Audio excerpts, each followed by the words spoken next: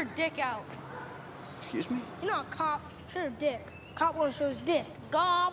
Pull it out. Mister, what the fuck you want? Mindhunter Season 2 features their behavioral science unit interviewing and catching bad guys. One of the main things I like about it is the clear sense of progression. In Season 1, they mentioned people like Son of Sam and Charles Manson, but they didn't have the clout to talk to them. This season they do, and the interviews are certainly unique to say the least, revealing things about the good guys and bad guys alike. In addition to that, Holden's mental state adds tension to the interviews at the start of the season, and Bill's family drama adds to it later on. In subtraction to that, my least favorite element of Season 1 is gone, which is the relationship between Holden and his GF. The actress was great, Holden was great, I just never cared about who Holden was dating. Moving on, although I like the interviews, the Atlanta section was my favorite arc, mainly because I could feel the exasperation of the characters. And even though the series is based off a non-fiction book, I feel like I was watching a really great fictional detective story. I think part of what makes it entertaining is the characters are wrong quite often, but never in a way that makes them look like idiots. I can't really say what it is because spoilers, but there's a pretty brilliant, I guess you could call it an Easter egg hidden in one of the episodes. Watch closely, boys. You never know where the killer might be. The arc also does a great job of showing how much red tape and bullshit you have to go through for every little police thing. I also have to compliment the realistic dialogue. I've noticed that a lot of shows operate off the bad idea that if the audience knows something, every other character knows it too. On this show, since the work they do at the BSU is fairly new, lots of police officers and higher ups at the FBI are interested in what they're doing. And when they tell them about Ed Kemper or someone else, it gives them a chance to reflect on their feels, as well as slyly fill in people who haven't seen Season 1. Plus, it just isn't plausible that they wouldn't talk about meeting Charles Manson, and people's reactions are spot on. Another thing I like is that while David Fincher only directed the first few episodes, the entire season has the polished feel of a David Fincher production. Also, the twists and turns of a David Fincher production.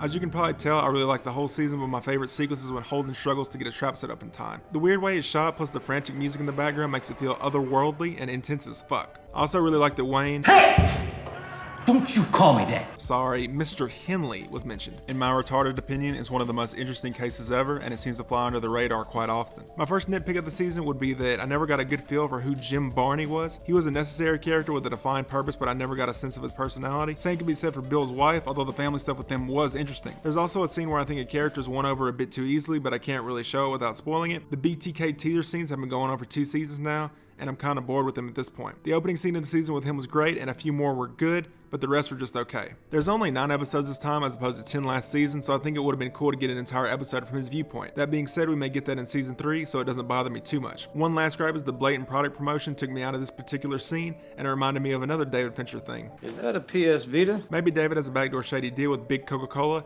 Me and my team will have to analyze this. To swing back to being positive, I think the guy who plays Bill Tench should win an Emmy. My boy is killing it. I'm extremely biased because I love serial killers, but if I had to rate Season 1, I'd give it a 9 out of 10. If I had to rate this season, I'd give it 9,501 totally 100% suicides out of 10,000 unrelated Hillary Clinton dance parties. That's a mouthful. Death Note is almost done, and I'll see you on the next one.